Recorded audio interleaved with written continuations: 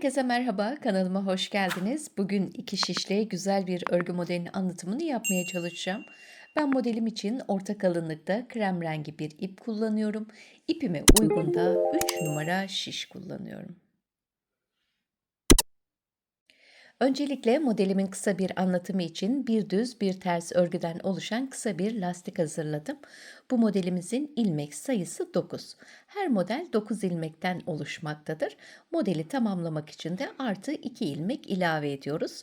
Ben sizlere 3 model üzerinden anlatımı yapmaya çalışacağım. Artı bir de kenar patı ilmeklerimiz olacak. Kenar patı ile birlikte modelimizin anlatımına başlıyorum. Örgümün ön yüzündeyim.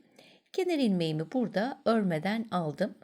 Burada öreceğim 7 ilmeğim kenar patı için olacak. Öncelikle tersi örüyorum. Düz ilmeği ön yüzde örmeden alıyorum. Tersi örüyorum. Düz ilmeği örmeden diğer şişime alıyorum. Ters ilmeği ördüm. Düz ilmeği örmeden diğer şişimi aldım. Toplamda 7 ilmeğimi kenar patı için ördüm. Başlangıç lastiğini de aynı şekilde örmüş oldum. Şimdi kenar patından sonra ilk modelim için bir ilmek düz. Bir defa artırma yapıyorum. 2 ilmeği birlikte sola doğru kesiyorum. Arada 5 ilmek düz. 1, 2, 3, 4, 5. 5 düzden sonra 2 ilmeğimin yönleri farklı olduğu için çeviriyorum. Sağa doğru bir kesim yapıyorum. Şimdi burada 9 ilmeği örmüş oldum ve ilk modeli tamamladım. Sağ kesim yaptıktan sonra bir tane artırma yapıyorum. İkinci modelime geçtim. 2 ilmeği sola doğru kesiyorum. 5 ilmek düz.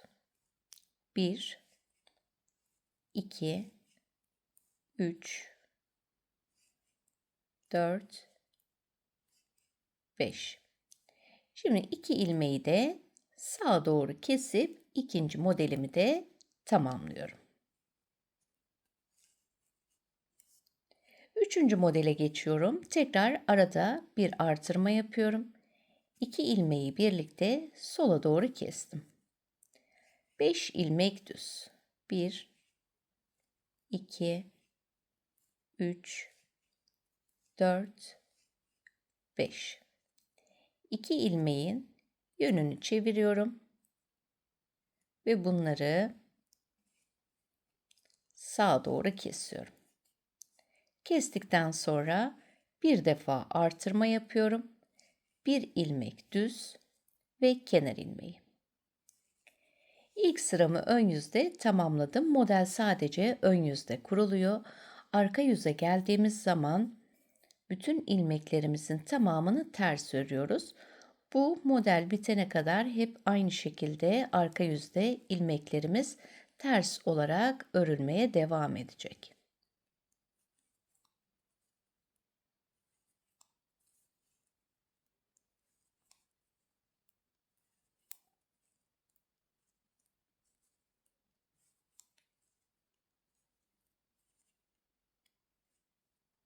Şimdi sıramızın sonuna kadar ilmeklerimizi ters örelim.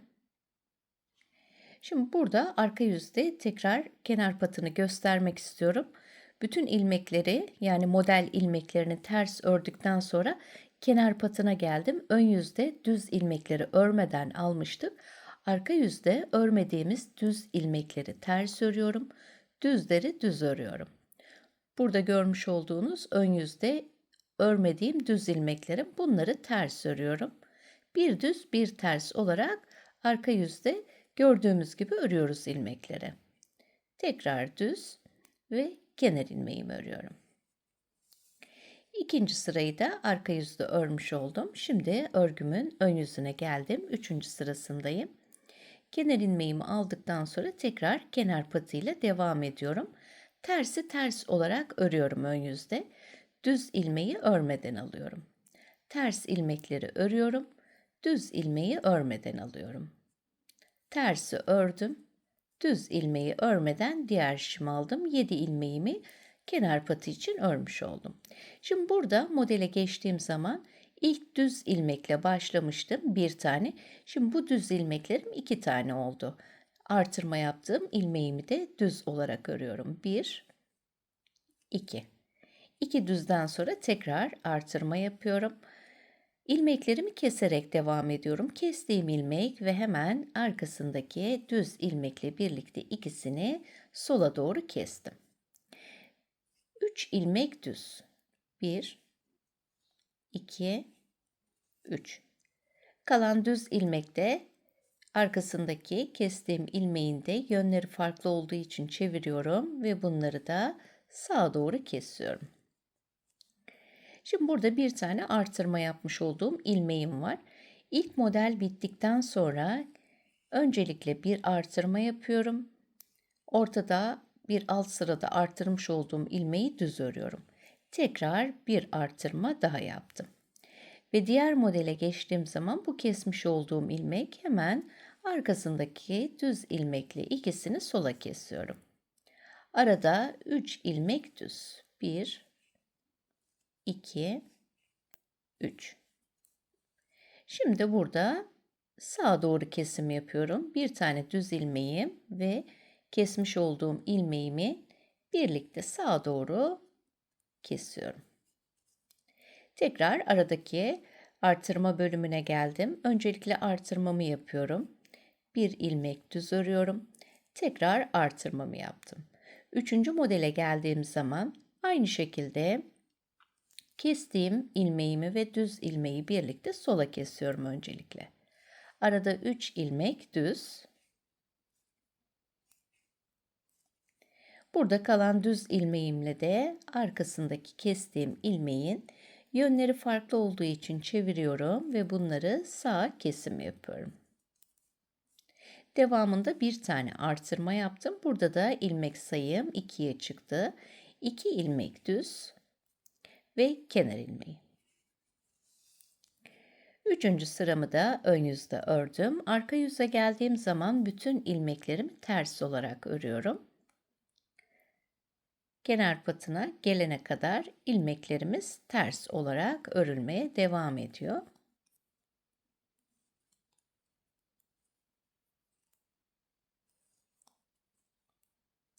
Bu sıramızda kenar patına kadar ters örelim. Şimdi 7 ilmek kalana kadar ters olarak ördüm. Kenar patına geldiğim zaman ön yüzde örmediğim düz ilmeklerim. Bunları arka yüzde ters örüyorum. Bir ters, bir düz, bir ters, bir düz, bir ters, bir düz ve kenar ilmeği. Ön yüzde düzleri örüyoruz. Ön yüzde düzleri örmeden alıyoruz. Arka yüze geldiğimiz zaman düzü de tersi de örmüş oluyoruz. Şimdi 5. sıra ön yüze geldim. Kenar ilmeğimi aldıktan sonra kenar patımı örüyorum. Bir ilmek ters, düz ilmeği örmeden alıyorum.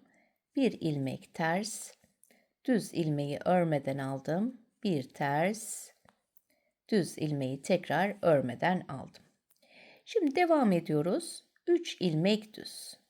1, 2, 3. 3 düzden sonra bir artırma yapıyorum. 2 ilmeği sola doğru kesiyorum. Burada bir tane düz ilmeğim kaldı. Bunu düz olarak ördüm. Kalan 2 ilmeği de sağa doğru kesiyorum.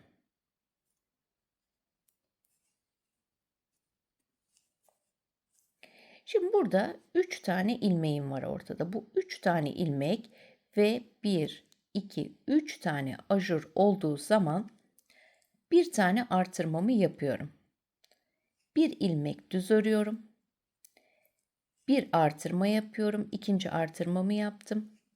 İkinci düz ilmeğimi örüyorum. Üçüncü artırmamı yaptım. Üçüncü düz ilmeğimi ördüm. Tekrar bir kez daha artırma yaptım. Toplamda ortada 4 kez artırma yapmış oldum. Son artırmadan sonra ikinci model için 2 ilmeği birlikte kesiyorum. bir ilmek düz. Bir sonraki 2 ilmeğin de yönünü çeviriyorum. Bunları da sağa doğru kesiyorum. Bir sonraki artırma bölümüne geldiğim zaman öncelikle bir artırma yapıyorum. Bir ilmek düz. İkinci artırmamı yapıyorum. İkinci düz ilmeğimi ördüm. Üçüncü artırmamı yapıyorum. Üçüncü düz ilmeğimi ördüm. Dördüncü artırmamı yapıyorum. Üçüncü modele geldiğim zaman da 2 ilmeği birlikte sola doğru kesiyorum. Ortada bir ilmek düz. Diğer kalan 2 ilmeği de yönlerini çeviriyorum. Sağa doğru kesiyorum. Bir tane artırma yapıyorum. Burada 3 ilmek düz örüyorum. Kenar ilmeğimi de ördüm. 5. sırayı da ön yüzde tamamlamış olduk. Arka yüze geldiğimiz zaman 1. ve 2. sıralarda gösterdiğim gibi arka yüzün ters olarak modeli örüyoruz. Kenar patına geldiğimiz zaman düzleri düz, tersleri de ters olarak örüp sırayı tamamlayalım. Modelin ön yüzünde 7. sırasındayım. Kenar ilmeğimi alıyorum. Öncelikle kenar patımızı örüyoruz. Bir ters, düz ilmeği örmeden aldım. Bir ilmek ters, düzü örmeden alıyorum. Bir ters ve düzü örmeden aldım. Şimdi bu sırada kesme ve artırma yapmıyoruz artık. Direkt ilmeklerimizi örerek devam ediyoruz. 1, 2, 3, 4 ilmek düz ördüm. Burada 3 tane ilmeğim kaldı. Bunları eksiltmek için öncelikle 1 ve 2. ilmeği ikisini birlikte düz olarak örüp kesiyorum.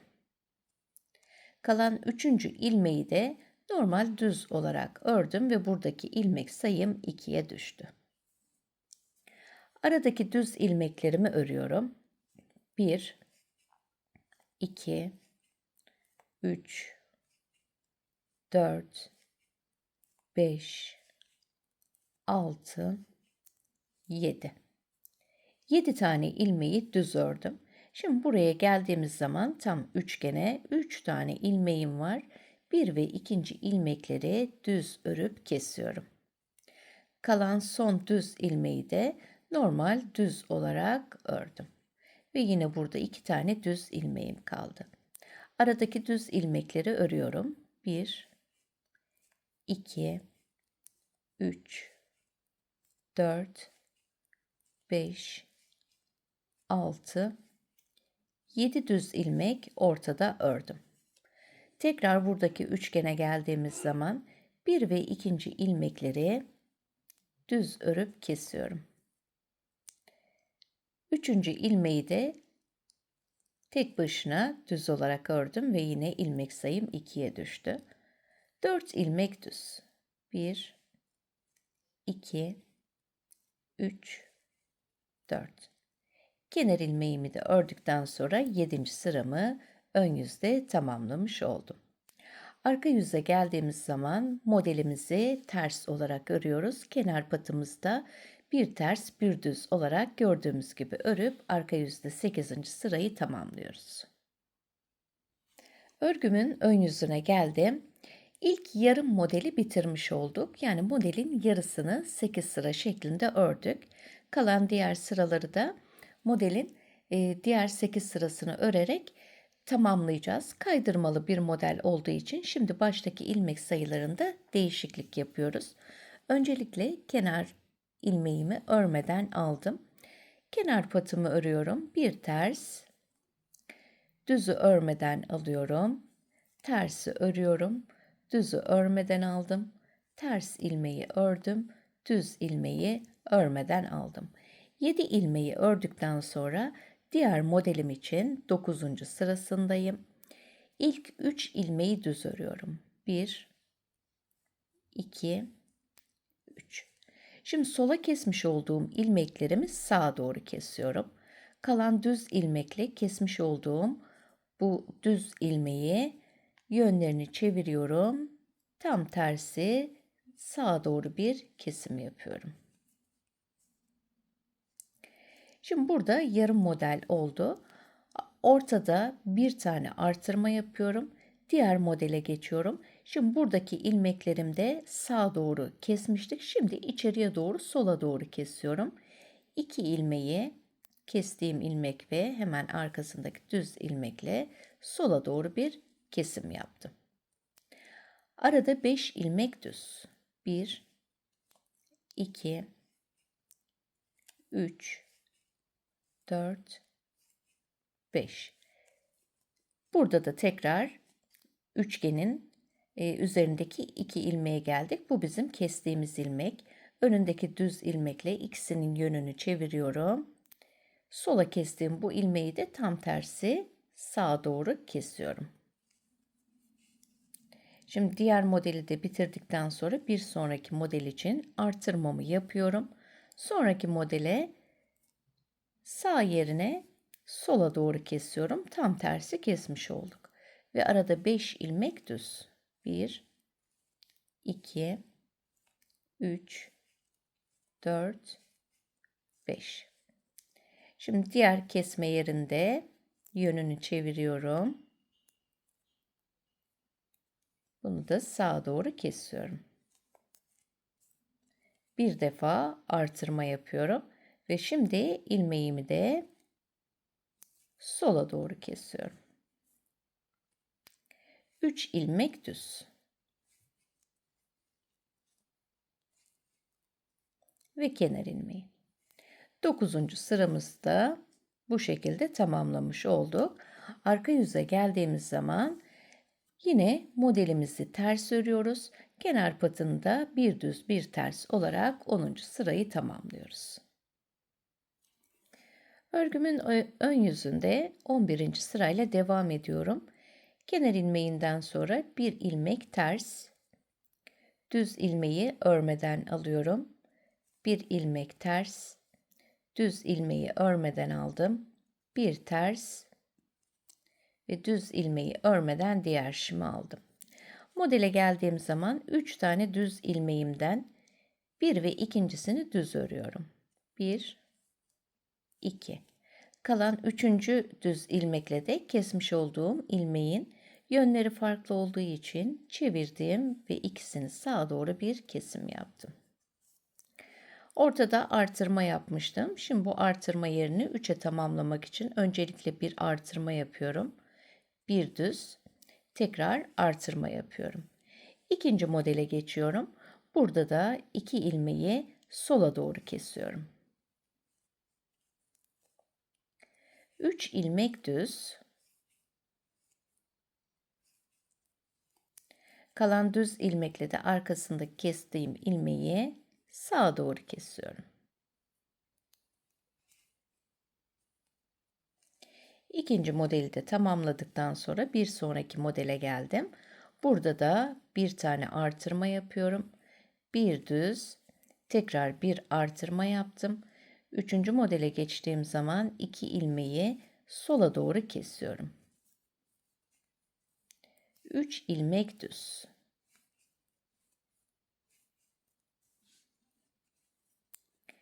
Şimdi diğer 2 ilmeği de sağa doğru kesiyorum.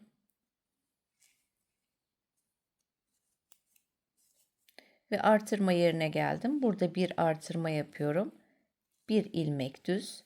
Tekrar artırma yapıyorum. Yarım model olan modelimize geldik. Kestiğim ilmek arkasındaki düz ilmekle birlikte ikisini sola doğru kestim. 2 ilmek düz. Kenar ilmeği. Ön yüzde de sıramı tamamladım. Arka yüze geldiğimiz zaman ters olarak modeli örüyoruz. Kenar patında bir düz bir ters olarak örüp sırayı tamamlayalım. Modelin ön yüzündeyim. 13. sırasıyla devam ediyorum. Kenar ilmeğinden sonra bir ters örüyorum. Bir örmeden aldım. Ters ördüm. Düzü örmeden aldım. Tersi örüyorum. Düz ilmeği örmeden aldım. 2 tane düz ilmeğimden Bir tanesini örüyorum. Kalan düz ilmekle de kesmiş olduğum ilmeği sağa doğru kesiyorum. Kestikten sonra burada 3 tane ilmeğim oluştu ve 3 tane de ajurum var. Şimdi burada bir tane artırma yapıyorum. Bir ilmek düz. İkinci artırmamı yapıyorum. İkinci düz ilmeği ördüm. Üçüncü artırmamı yaptım. Üçüncü düz ilmeği ördüm. Dördüncü artırmamı yaptım. Diğer modele geliyorum. İlk 2 ilmeği sola doğru kesiyorum. Bir ilmek düz. 2 ilmeği de sağa doğru kesiyorum. Ortada toplamda 3 tane ilmeğim kaldı. Bir sonraki artırma bölümüne geldim. Bir tane artırma yapıyorum. Bir ilmek düz. İkinci artırmamı yapıyorum. İkinci düz ilmeğimi örüyorum. Üçüncü artırmamı yaptım. Üçüncü düz ilmeğimi ördüm. Dördüncü artırmamı yapıyorum. Bir sonraki kesim yerine geldiğim zaman 2 ilmeği sola doğru kestim. Bir ilmek düz. 2 ilmeği de sağa doğru kesiyorum.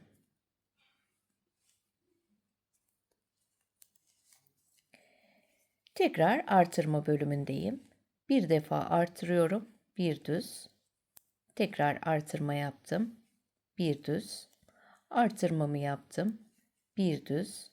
Dördüncü artırmamı yaptım. Burada da 2 ilmeğimi kesiyorum. Bir ilmek düz ve kenar ilmeği. Ön yüzde de sıramı tamamladım. Arka yüze geldiğimiz zaman ilmeklerimizi gördüğümüz gibi örüp sırayı tamamlayalım. Modelimin ön yüzüne geldim. 15. sırayla devam ediyoruz. Kenar ilmeğinden sonra tersi örüyorum. Düzü örmeden aldım.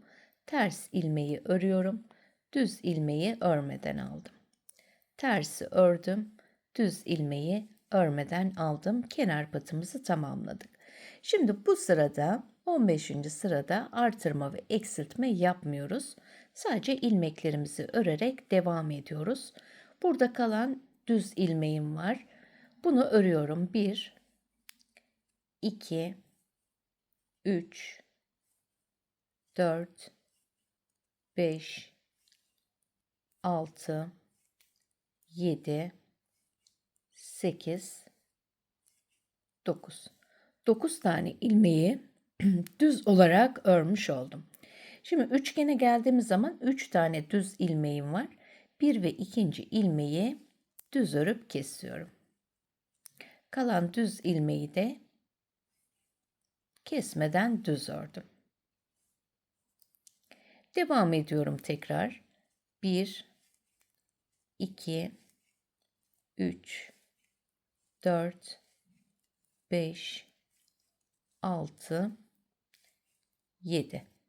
7 tane ilmek ördüm. Sadece kesmeleri 3 tane olan ilmeklerimizin içinde yapıyoruz. Artırma yok bu sırada. 1 ve ikinci ilmeği düz örüp kesiyorum. Kalan tek düzü de düz olarak ördüm ve ilmek sayımı 2'ye düşürdüm.